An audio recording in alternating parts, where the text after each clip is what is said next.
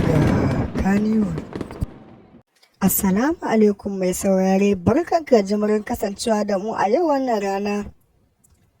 Muna fatan idan wannan ne farkon shigo ka wannan tasha ta mai cike da ɗimbin albarka za ka danna mana subscribing sannan ka taɓa mana alamar ƙaruwa domin samun sahihan ingantattun labaranmu da zarar mun ɗora. Tufa mai saurare, ko ka san da cewa shugaban ƙasar Najeriya Ahmad Bola Tinubu ya faɗa wa sojojin ƙasar Nijar cewa in dai ba saki ba zan ba shi fena na kan ƙudurinsa domin tura sojojin Najeriya saboda a ji a yaƙi sojojin Nijar.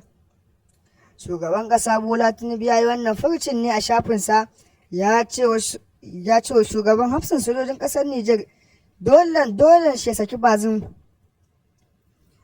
Sojojin Nijar dai sun furta cewa duk sojan da bai bar ƙasarsu ba za a yi yaƙi ko kuma a kashe duk wani soja da aka gani wanda bai da izinin zama a ƙasar Nijar.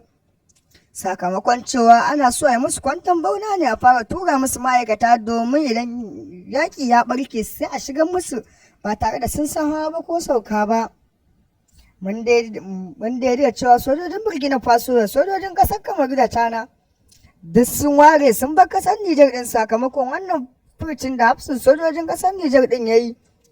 Shi kwanan dai Ahmad Bola Tinubu ya furta cewa in dai hafsan sojojin ƙasar Nijar ɗin bai saki bazin ba ko an maida shi akan mulkinsa ba, za su tada hankali ne ba su taɓa bari a zauna lafiya ba.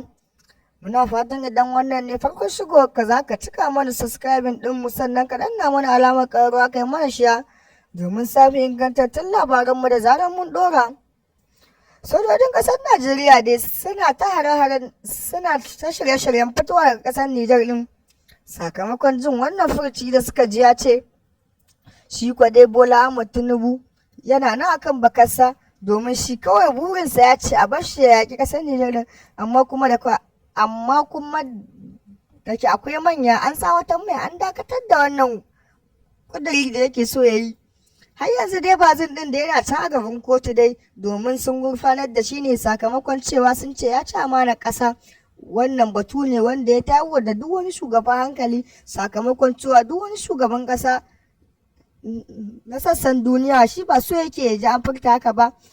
Muna fatan idan wannan ne farkon shigowar ka za ka danna mana subscribing sannan ka taɓa mana alamar ƙaruwa. Wannan ne zai ba mu goyon baya da ƙarfin gwiwa kawo muku ingantattun labaranmu da zarar mun ɗora. Idan dai kana tare da mu dai mai saurare har yanzu, shugaban ƙasar Amerika ya ce shi ma in dai Nijar ɗin ba ta saki shugabanta ba to tabbas fa da shi za a kai harin nan fa. Wannan dai labari ne wanda ya kiɗima al'umma ya tayar da Nijar ɗin ma hankali da ma al'ummar sassan da suke cikinta.